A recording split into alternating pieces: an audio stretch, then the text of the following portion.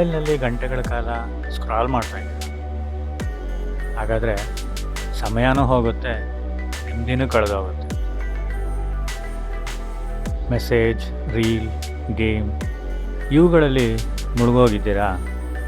ಹಾಗಾದರೆ ನಿಜವಾದ ಜನರನ್ನು ಮರ್ತಿದ್ದೀರಾ ನೀವು?